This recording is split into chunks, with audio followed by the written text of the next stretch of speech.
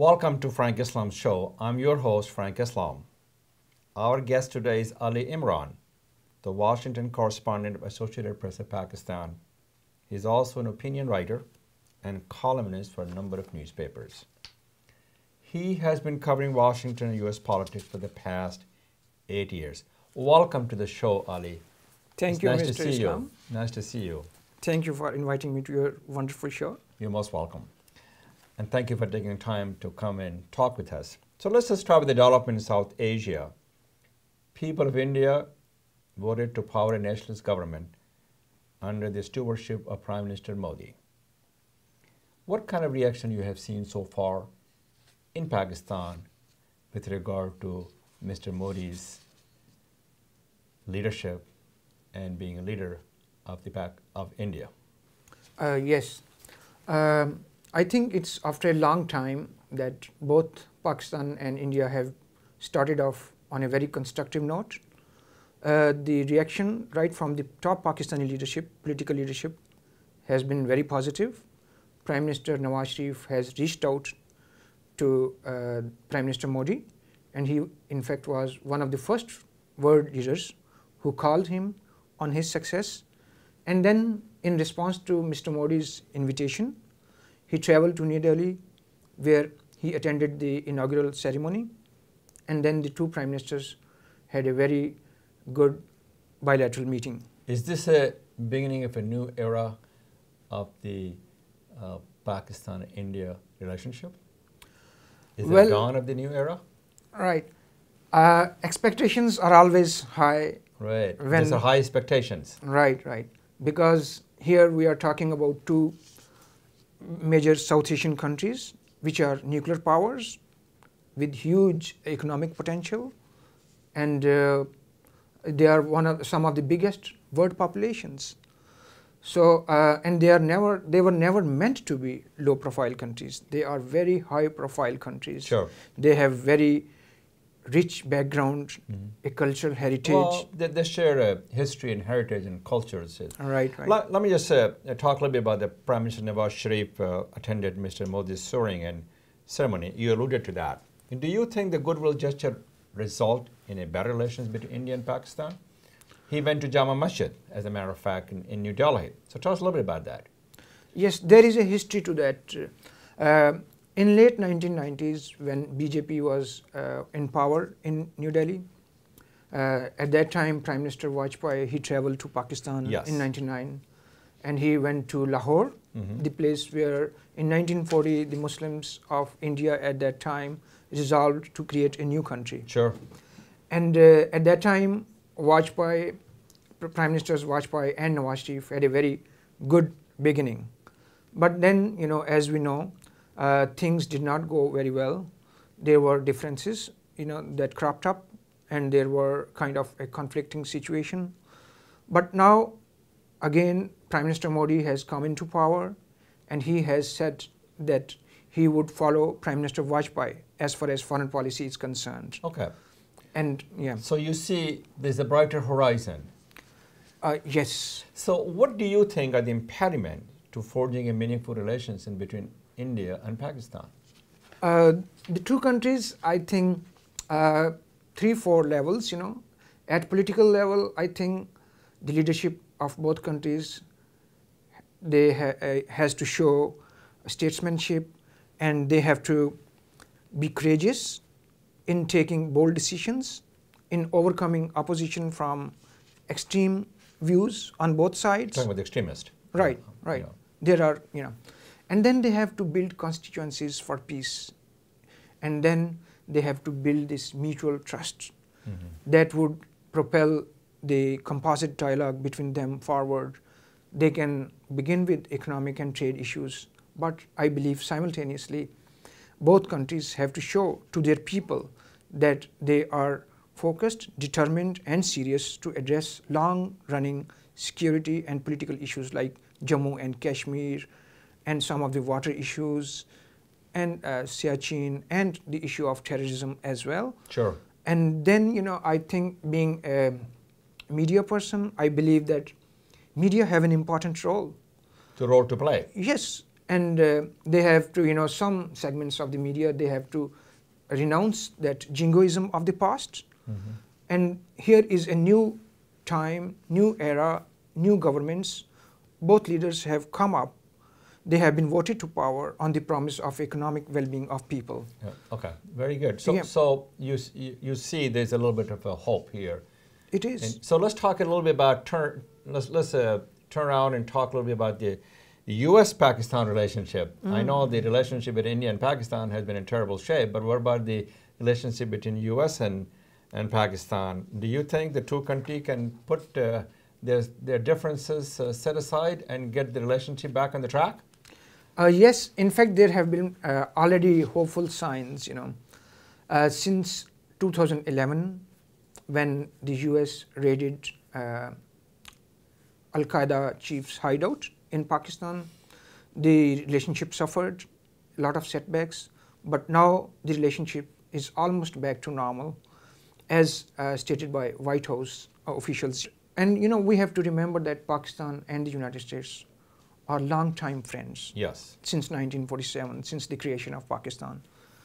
And then in the last 13 to 14 years, during this Afghan conflict, a lot of controversies, they erupted and they impacted the relationship. So can they set aside the differences to work for shared goals?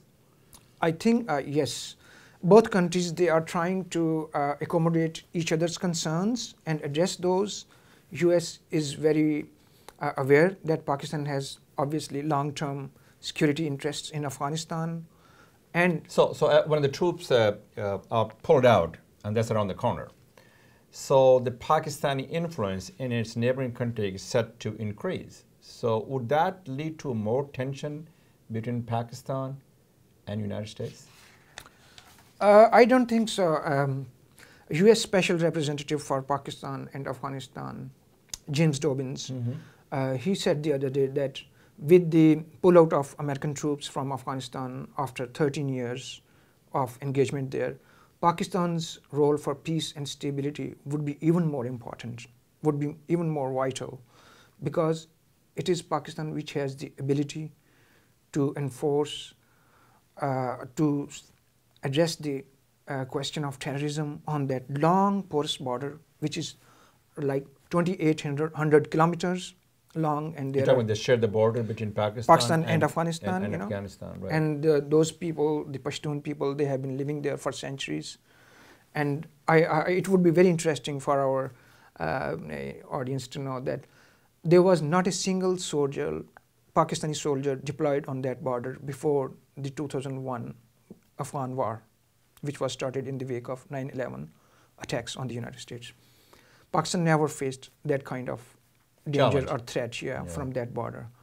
But now Pakistan has over around 150,000 troops there, and then there's a lot of focus on enforcing security on that border, and the stakes for Pakistan are really very high, because Pakistan has suffered economically, and now with the new government in the last 1 year, the economic growth is back in the 4% of GDP.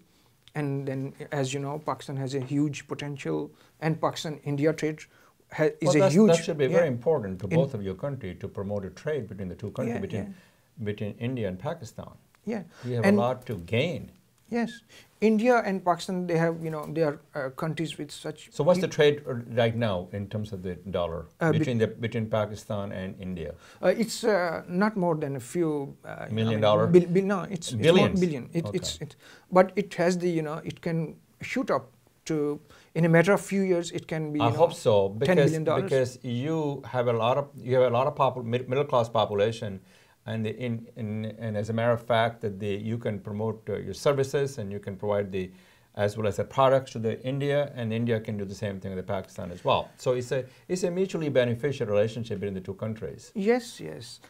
India has achieved a lot of economic progress in the last decade, and now it has an enormous interest in advancing its trade through Pakistan, with Central Asia, Afghanistan, and other countries. So the good relationship between Pakistan and India are very, very important, not only to the economic uplift of the region, but also peace and security in Afghanistan and the entire South Asian region. Do the people subscribe the notion that you subscribe, a journalist, or the elite of Pakistan? What about the ordinary Pakistani people? Do they subscribe the notion that it is in the interest of Pakistan to reach out and work with India?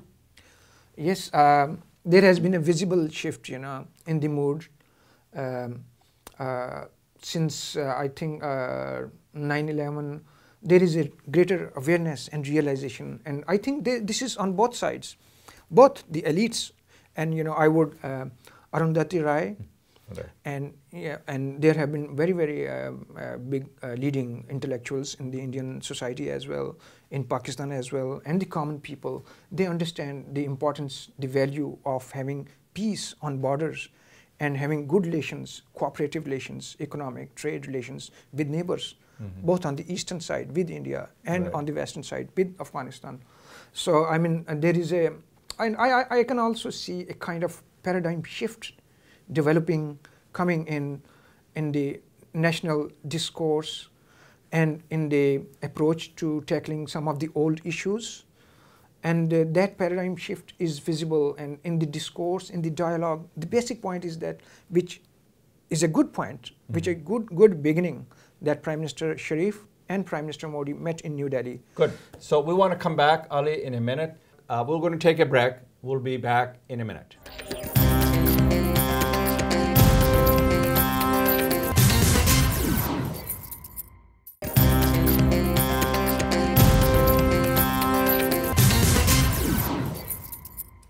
Ali, we were talking to you about the Pakistan-India relationship, but I want to shift the gear and talk about the Pakistani-American.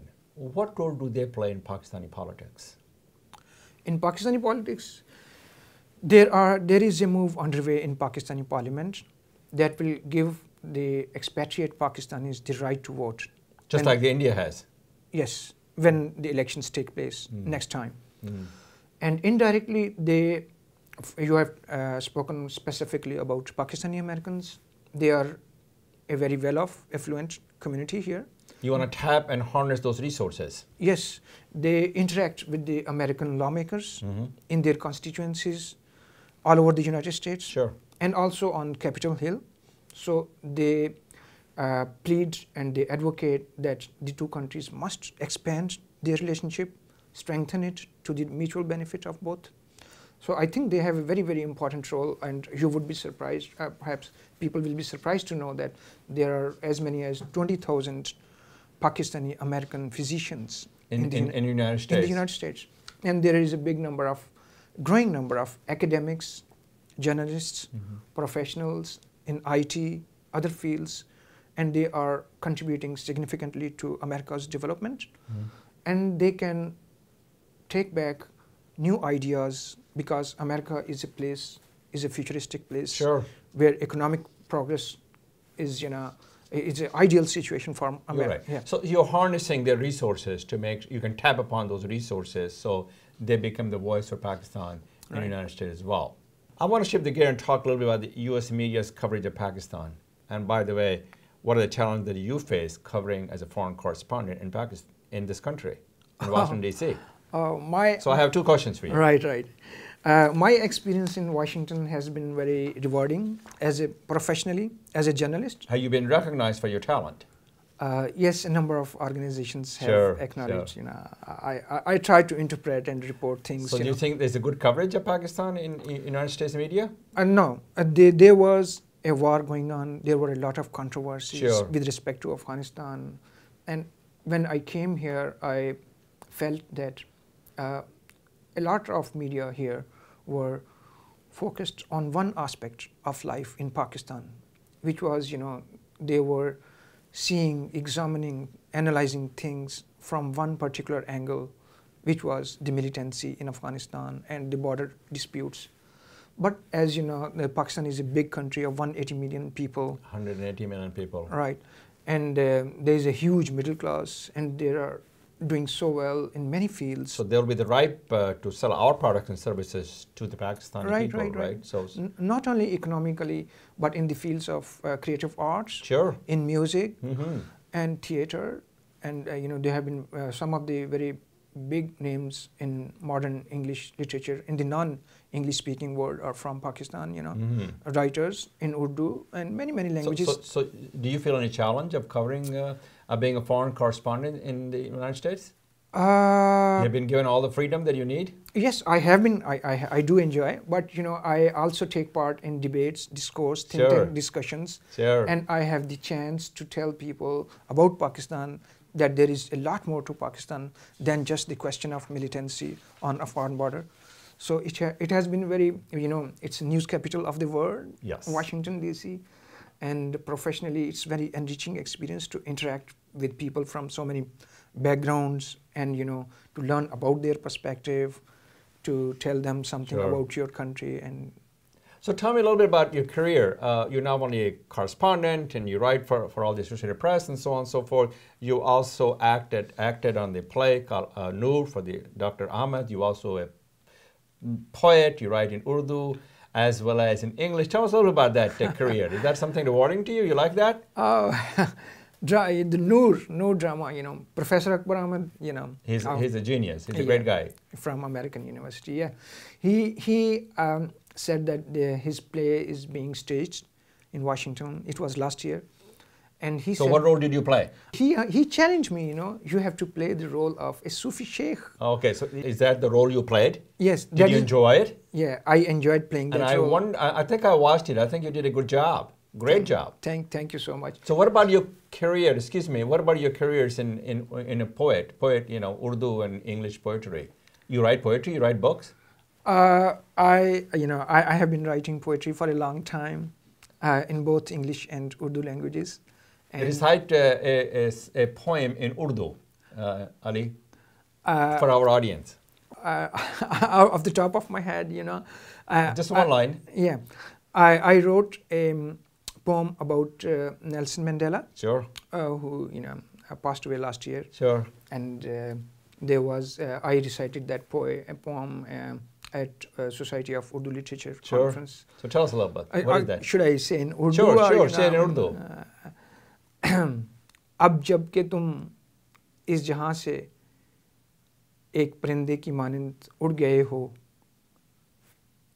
मुझे अहले फ़िक्र इस सोच में है कि वो किस तरफ देखें, और अब अगरचे तुम इस मंज़र से गायब हो, हम तुम्हें देख सकते हैं, महसूस कर सकते हैं। वाह!